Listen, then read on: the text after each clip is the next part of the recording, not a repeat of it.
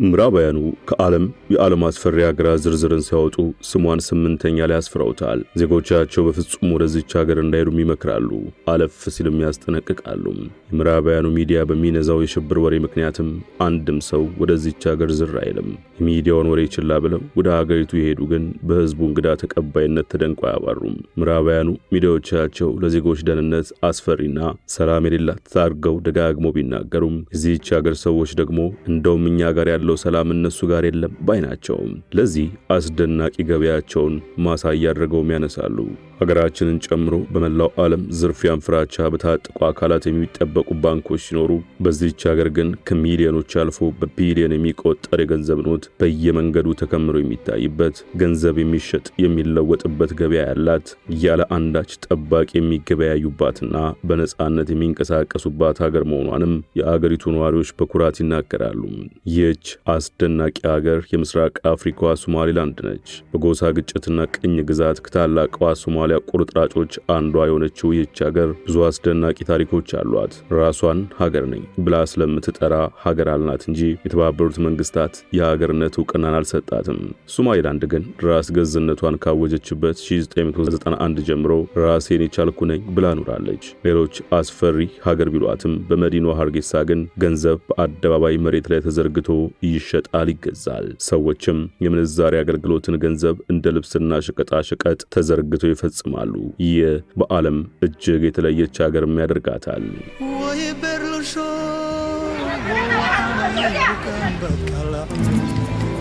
Gentlemen, We'll start with the open currency exchange market. People exchange currencies in the streets. It's not a usual market, it's an open market. እንኳን ደስ አላችሁ። ቀድሞ ለተመዘገቡ 20 ሰዎች ብቻ በካሬ 107,000 ብር ሲሸጥ የነበረውን ቅንጡን የመኖሪያ አፓርትመንት በካሬ 19,000 ብር ቅናሽ አድርገን ለጥቂት ቀናት ብቻ በካሬ 88,000 ብር እየሸጥን ነው። አዲሱንና የመጨረሻውን ዲያስፖራ ብሎ ቁጥር 3 በደንበኞቻችን ጥያቄ መሰረት እስከ 2 ሚሊዮን ብር ድረስ ቅናሽ አድርገን ይዘን መተናል። በለቡ መብራት ኃይል በቪላ ቤት ዲዛይን የተሰሩ እጅግ ማራኪ ያላቸው ሲሆኑ በ8% ቅድመ ክፍያ ብቻ ከባለ 1 መኝታ እስከ ባለ 4 መኝታ ከዝቅተኛ የወለል አማራጭ ጋር ማግኘት ይችላሉ። በተጨማሪም 60% የባንክ ብድር ለሁሉም ቤቶች አመቻችተናል። ውስን ቤቶች ብቻ ስለቀሩን በ0950 205551 አሊያም በ0932 891767 ላይ ይደውሉ።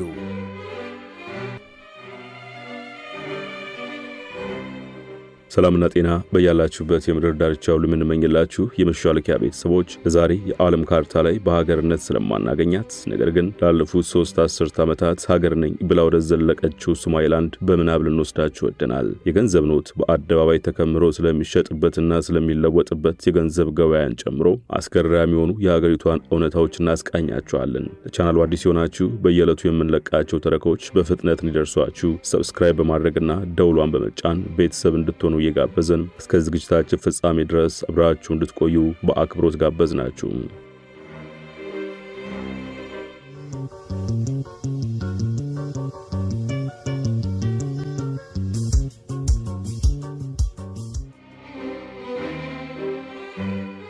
መነሻችንን የቅኝ ግዛቱን ዘመን እናድርግ። ያኔ ፈረንሳይ ጅቡቲን ያዘች፣ እንግሊዝ ሶማሊላንድን፣ ጣሊያን ደግሞ ሶማሊያን ተቀራመቱ።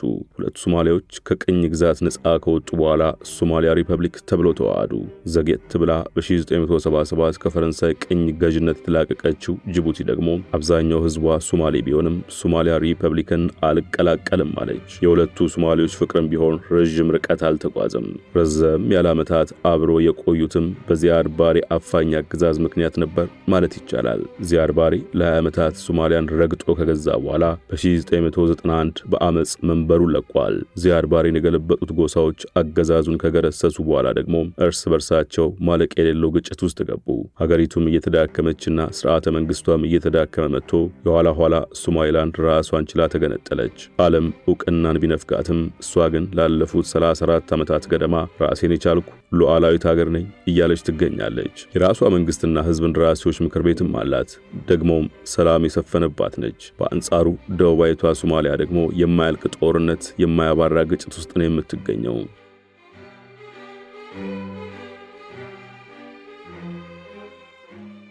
ዓለም እውቅናውን ቢነፍቃትም ነፃ ሀገር ነኝ ብላ 3 አስርት ዓመታት ባስቆጠረችው ሶማሊላንድ አንደኛው አስደናቂ መልኳ የገንዘብ መገበያያ ገበያዋ ነው። ኢትዮጵያን ጨምሮ የትኛውም የዓለም ሀገር ገንዘብ መመንዘር ስንፈልግ የውጭ ገንዘቦች ምንዛሪ ወደሚሰጡ ባንኮች ማምራት የግድ ነው። በሕገ ወጥ መንገድ ተሽለኩልከው ዶላር ነው እያሉ በየመንገዱ የሚያዝጉን ሕገ ወጦች መኖራቸው ግን አይካድም። የሶማሊላንድ ነገር ግን ከዚህ ፍጹም ይለያል። የትኛውም የዓለም ክፍል የማናገኘው የገንዘብ ገበያ አላት። በሀርጌሳ ገንዘብ እንደ ሸቀጥ መሬት ላይ ተደርድሮ ሰዎች ይገዛሉ፣ በእጃቸው ያለውን ይሸጣሉ፣ ይለውጣሉ።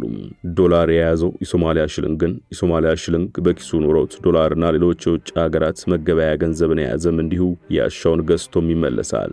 በነገራችን ላይ ሶማሊላንድ ሰዎች እንዲህ በገፍ ጥሬ ገንዘብ የሚፈልጉት ሰርግ አሊያም ሌላ የተለየ ድግስ ሲኖርባቸው ብቻ ነው። የሀገራቸው ገንዘብ ዋጋው በጣም የወረደ በመሆኑና በቀላሉም ተመሳስሎ ሊታተም የሚችል በመሆኑ በአብዛኛው ጥሬ ገንዘብ መያዝን ምርጫቸው አያደርጉም።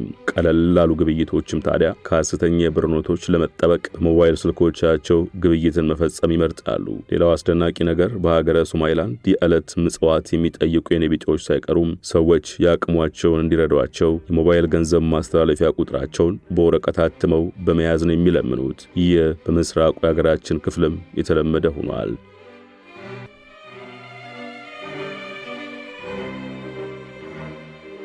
ይህ ዛድ ሰርቪስ የሚሉት የሞባይል ገንዘብ ማስተላለፊያ መንገዳቸው ለእኛም ሀገር ጭምር ምሳሌ የሚሆን ይመስላል። አሁን መሻሻልን እያሳየ ቢሆንም የሀገሬ ሰው ጥሬ ገንዘብ በኪሱና ቦርሳው ተሸክሞ መገበያየትን ይመርጣል። በሶማሊላንድ ግን ይህ የለም። መንገድ ላይ ሚዛን ከሚሉት ታዳጊዎች እስከ ትላልቅ ሱቆች ሁሉም ግብይት በሚባል ደረጃ በሞባይል የሚፈጸም ነው።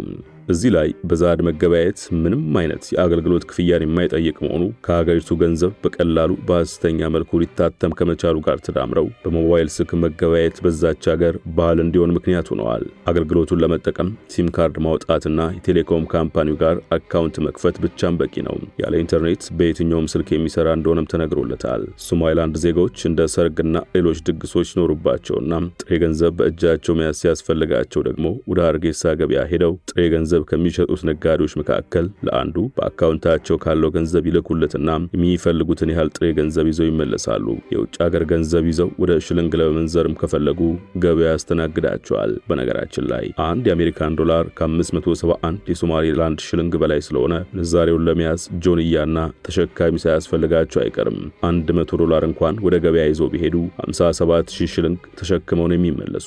ደግነቱ እንኳን ገበያ ላይ ተዘርግቶላቸው ከኪስ የሚሞጨልፉት የሀገራችን ሌቦች እዛ የሉም። በሀርጌሳ ገበያ ገንዘብ የሚሸበችቡት ነጋዴዎች በእምነታቸው ሶላ ሲሰግዱ ገንዘቡ ላይ ፎጣ ነገር ጣል ቢያደርጉ እንጂ ሌላ የሚመድቡት ጥበቃ የለም። ሰዎች የፈለጉትን ያህል ጥሬ ገንዘብ ከገበያ ገዝተው በፈለጉት መንገድ ተሸክመው ወደ ቤታቸው ሲሄዱም አንዳች ስጋት አይገባቸውም።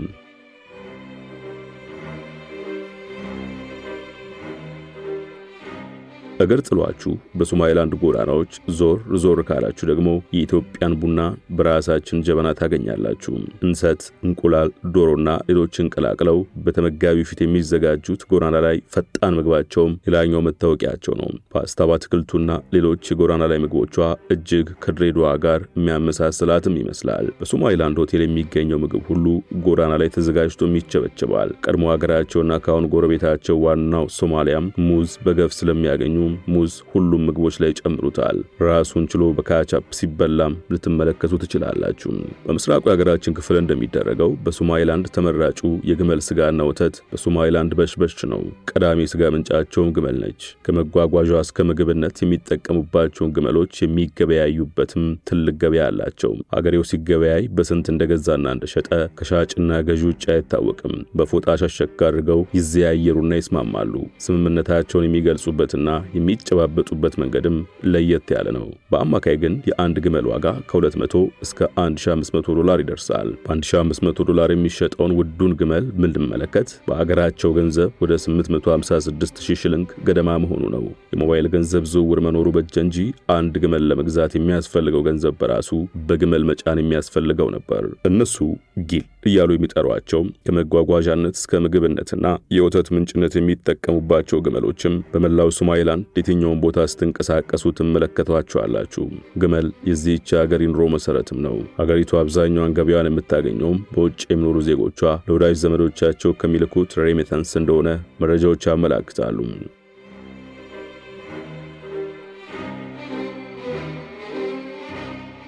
ሌላኛው የሶማሊላንድ መልክ ደግሞ የበርበራ ወደብ ነው።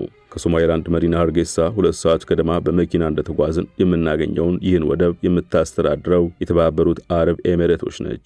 ባህር በር የሌላት ሀገራችን ኢትዮጵያም ከ7 ዓመታት በፊት የበርበራ ወደብን 19% ድርሻ ገዝታ ለወጪ ንግድ ማሳለጫነት እየተጠቀመችበት ትገኛለች። ይህ ቦታ የዓለም የጂኦፖለቲካ ወሳኝ ከባቢዎች መካከል አንደኛው እንደሆነም በእርግጠኝነት መናገር ይቻላል። የተባበሩት አረብ ኤሚሬቶችም ዲፒ ወርልድ በተሰኘ ድርጅት ስም ወደቡን ለማስተዳደር በ2016 ተረክባ በ442 ሚሊዮን ዶላር ኢንቨስትመንት የተለየ ማስፋፊያዎችን አድርጋበታለች። ከአፍሪካ በህዝብ ብዛት ሁለተኛውና ባህር በር የሌላት ኢትዮጵያ እንዲሁም ለመላው ምስራቅ አፍሪካ የኢኮኖሚ እድገት ትልቅ ሚና መጫወትም የሚችል ነው። ይህ የሚሆነው ግን በቀናነትና በጋራ የልማት መርህ ተባብሮ መጠቀም ሲቻል ነው።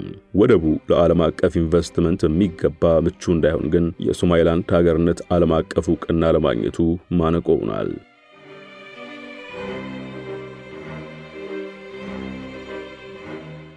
ነገራችንን ጠቅለል ስናደርግ ዓለም በተለይ ምዕራባውያኑ ስለ ሶማሊላንድ ሲያስቡ በየቦታው ቦምብ የሚፈነዳባት ሌት ተቀን ጦርነት የማያጣት አድርገው ነው። ይህ ግን ፈጽሞ የተሳሳተ መሆኑን የአገራቸው ዜጎች በተለይም ደግሞ ዩቲዩብን ጨምሮ በማህበራዊ ሚዲያ ገጾች የሚሰሩ ታዋቂ ግለሰቦች ሳይቀሩ አረጋግጠዋል። በዓለም አቀፍ ደረጃ ያላት ምስል ግን አሁንም ተቀይሯል ማለት አይቻልም። ሀርጌሳ ሄደው ያዩ ግን ሰው የሚወዱ ህዝቦች ያሉባት ሀገር፣ የጣፋጭ ምግቦችና አስደናቂ ባህል መገኛ ሲሏት ይደመጣሉ። ሀገሪቱ እውቅና አግኝታ በኢኮኖሚም ራሷን ብታጠናክርና መሰረተ ልማቶችን ብትገነባ ያሏት አስገራሚ ባህር ዳርቻዎች በራሱ ትልቅ የገቢ ምንጭ በሆኗትም ነበር። ዓለም ሰላማዊነቷን በውል ቢረዳ በቱሪስት መዳረሻነት ከሚጠቀሱት ተርታ ስሟን በተገኘም ነበር።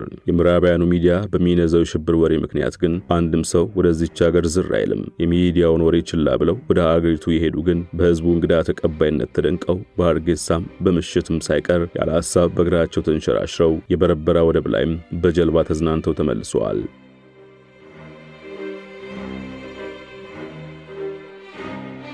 ለስንብት ታዲያ ሶማሊላንድን ለምን ዓለም አቀፉ ማህበረሰብ እውቅና ነፈጋት በሚለው ላይ ጥቂት ነጥቦች እናንሳ። ሶማሊላንድ ከሶማሊያ ሪፐብሊክ ተገንጥላ ስትወጣ በህዝበ ውሳኔ ነው። ትግሉ ከጎሳ ቢጀምርም መንግስትን በምርጫ መወሰን ከጀመረች ሰነባብታለች። የብዛ ፓርቲ ስርዓት አስፍናለች። የራሷ ጦር ኃይልም አላት። ደግሞም እንዳለፉት 34 ዓመታት ሰላም የሰፈነባቱን ቆይታለች። ታዲያ የአፍሪካ ህብረትን ጨምሮ ዓለም አቀፉ ማህበረሰብ ለምን እውቅና ነፈጋት የሚለው የብዙዎች ጥያቄ ነው። በእርግጥም ዓለም አቀፉ ማህበረሰብ ስህተት እየሰራ ነው። ሶማሊላንድን እንደ ሉዓላዊት ሀገር እውቅና ሊሰጣት ይገባል ሲሉ የሚሞግቱ ከምሁር እስከ ተርታ በርካታ ሰዎችም አሉ። የአፍሪካ ህብረትና የተባበሩት መንግስታት ድርጅት መከራከሪያ ደግሞ ለሶማሊላንድ እውቅና መስጠት በምስራቅ አፍሪካ ግጭት ላይ ቤንዚን ማርከፍከፍ ነው የሚል ነው። ለእነዚህ ተቋማት ሐሳቤ በቀጠናው ሰላምን ለማምጣት የተዳከመውን የሶማሌ መንግስት ደግፎ ሶማሊያ ሪፐብሊክን ዳግም አንድ ማድረግ የተሻለው አማራጭ ነው።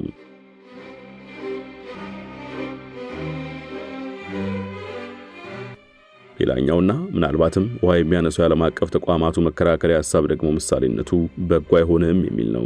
እንደሚታወቀው አፍሪካ የእርስ በርስ ጦርነትና የጎሳ ግጭቶች መናኸሪያ ነች። በበርካታ ሀገራት ታጥቀው ጫካ መግባት ማዕከላዊ መንግስቱ ጋር የሚዋጉ ኃይሎች አሉ። አንዳንዶቹ እንደውም በጊዜያዊነትም ቢሆን የሚቆጣጠሯቸው ግዛቶች አሏቸው። ስለዚህም ሶማሊላንድን በቀላሉ ሉዓላዊ ሀገር ነሽ ብሎ መቀበል ነገ ሁሉም በየሀገሩ እንደ አንድ ክልል እየተቆጣጠረም ሀገር አድርጉኝ የሚል ኃይል እንዲበዛ ያደርጋል የሚል ነው። የሆነ ሆኖ ዓለም እውቅናውን ባይሰጣትም ሶማሊላንድ በየጊዜው ምርጫ እያደረገች ህዝቦቿም በሀርጌሳ ገንዘብ እየተገበያዩ የግመል ስጋ እየበሉ ወተቷንም እየጠጡ ከትልቋ ሶማሊያ ፍጹም ተቃራኒ በሆነ መልኩ ሰላማዊ ህይወትን እየኖሩ ይገኛሉ።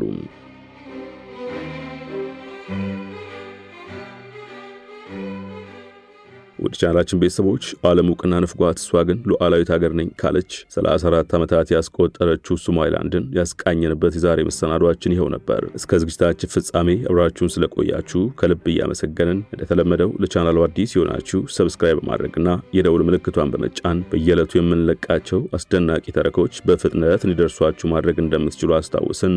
ሰናይ ጊዜ በያላችሁበት